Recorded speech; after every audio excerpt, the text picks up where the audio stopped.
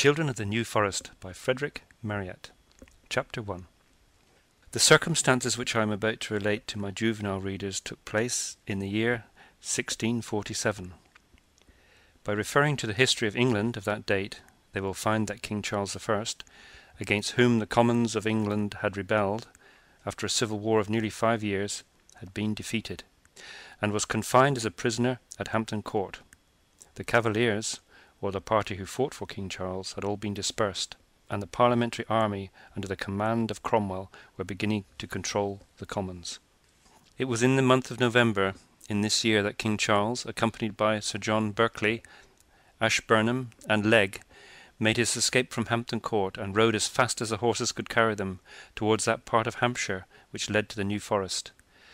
The king expected that his friends had provided a vessel in which he might escape to France, but in this he was disappointed. There was no vessel ready, and after riding for some time along the shore, he resolved to go to Titchfield, a seat belonging to the Earl of Southampton. After a long consultation with those who attended him, he yielded to their advice, which was to trust to Colonel Hammond, who was governor of the Isle of Wight for the Parliament, but who was supposed to be friendly to the king. Whatever might be the feelings of commiseration of Colonel Hammond towards the king so unfortunately situated, he was firm in his duties towards his employers, and the consequence was that King Charles found himself again a prisoner in Carisbrooke Castle. But now we must leave the king and retrace history to the commencement of the Civil War. A short distance from the town of Lymington, which is not far from Titchfield, where the king took shelter, but on the other side of Southampton Water, and south of the New Forest, to which it adjoins, was a property called Arnwood, which belonged to a cavalier of the name of Beverley. It was at that time a property of considerable value, being very extensive, and the park ornamented with valuable timber, for it abutted on the New Forest, and might have been supposed to have been a continuation of it. This Colonel Beverley, as we must call him, for he rose to that rank in the king's army, was a valued friend and companion of Prince Rupert, and commanded several troops of cavalry. He was ever at his side in the brilliant charges made by this gallant prince, and at last fell in his arms at the Battle of Naseby. Colonel Beverley had married into the family of the Villiers, and the issue of his marriage was 2 sons and 2 daughters, but his zeal and sense of duty had induced him, at the commencement of the war, to leave his wife and family at Arnwood, and he was fated never to meet them again. The news of his death had such an effect on Mrs. Beverley, already worn with anxiety on her husband's account, that a few months afterwards she followed him to an early tomb, leaving the 4 children in the charge of an elderly relative, till such time as the family of the Villiers could protect them. But, as will appear by our history, this was not at that period possible. The life of a king and many other lives were in jeopardy, and the orphans remained at Arnwood, still under the care of their elderly relation, at the time that our history commences. The New Forest, my readers are perhaps aware, was first enclosed by William the Conqueror as a royal forest for his own amusement, for in those days most crowned heads were passionately fond of the chase, and they may also recollect that his successor, William Rufus, met his death in this forest by the glancing of an arrow shot by Sir William Tyrrell. Since that time to the present day it has continued a royal domain. At the period of which we are writing, it had an establishment of verderers and keepers paid by the crown, amounting to some 40 or 50 men. At the commencement of the Civil War they remained at their posts, but soon found, in the disorganized state of the country, that their wages were no longer to be obtained.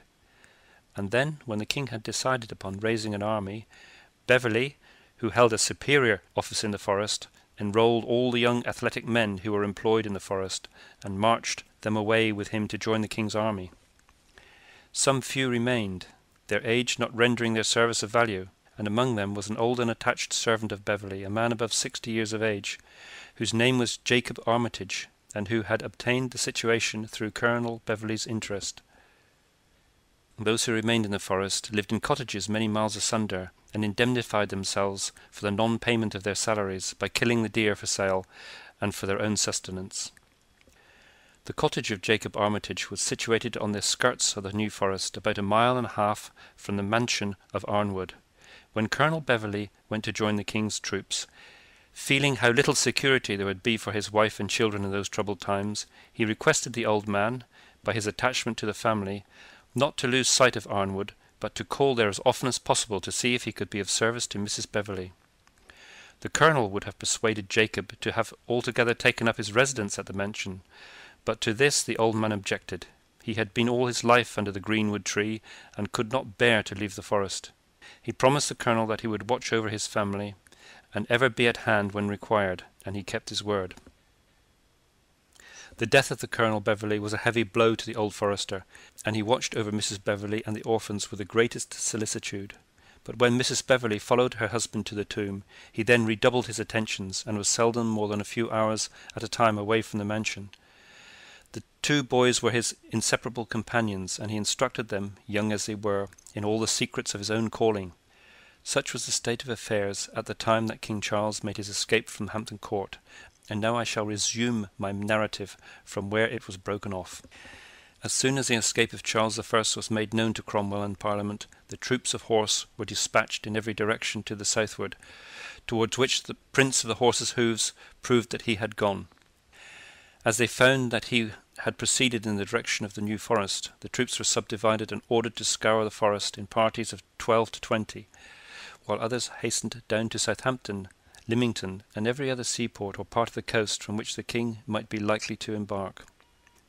Old Jacob had been at Arnwood on the day before, but on this day he made up his mind to procure some venison, that he may not go there again empty-handed. For Miss Judith Villiers was very partial to venison, and was not slow to remind Jacob if the larder was for many days deficient of that meat. Jacob had gone out accordingly, and he had gained his leeward position of a fine buck, and was gradually nearing him by stealth, now behind a huge oak tree, and then crawling through the high fern so as to get within shot unperceived, when on a sudden the animal, which had been feeding quietly, bounded away and disappeared in the thicket. At the same time Jacob perceived a small body of horse galloping through the glen in which the buck had been feeding. Jacob had never yet seen the parliamentary troops, for they had not during the war been sent to that part of the country, but their iron skull-caps, their buff accoutrements, and dark habiliments assured him that such these must be. So very different were they from the gaily equipped Cavalier cavalry commanded by Prince Rupert. At the time that they advanced, Jacob had been lying down in the fern near to some low blackthorn bushes. Not wishing to be perceived by them, he drew back between the bushes, intending to remain concealed until they should gallop out of sight, for Jacob thought, "I am a king's forester, and they may consider me as an enemy, and who knows how I may be treated by them?" But Jacob was disappointed in his expectations of the troops riding past him. On the contrary, as soon as they arrived at an oak tree within 20 yards of where he was concealed, the order was given to halt and dismount. The sabres of the horsemen clattered in their iron sheaths as the order was obeyed, and the old man expected to be immediately discovered, but one of the thorn bushes was directly between him and the troopers, and effectively concealed him. At last Jacob ventured to raise his head and peep through the bush, and he perceived that the men were loosening the girths of their black horses, or wiping away the perspiration from their sides with handfuls of fern. A powerfully formed man who appeared to command the others was standing with his hand upon the arched neck of his steed, which appeared as fresh and vigorous as ever, although covered with foam and perspiration.